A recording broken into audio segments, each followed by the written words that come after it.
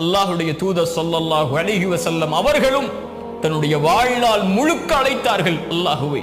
பத்ருடைய போர்க்களம், அல்லாஹ்வுடைய தூதர் ஸல்லல்லாஹு அலைஹி வஸல்லம் 300க்கும் சொச்சமான நபித்தோழர்களோடு இருக்கிறார்கள். எதிரிகள் 1000த்திற்கும் மேற்பட்ட எதிரிகள் நிற்கிறார்கள்.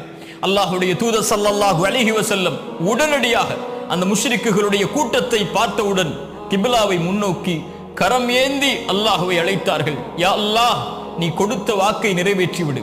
யா அல்லாஹ், இந்த சமூகம் அழிந்து விட்டால் இதற்கு பிறகு உன்னை வணங்குவதற்கு யாரும் இருக்க மாட்டார்கள் என்று கரம் ஏந்தி அவர்கள் அல்லாஹ்வை அழைக்கும் போது அவர்களுடைய அந்த மேலாடை கொஞ்சம் கீழே விழுகிறது.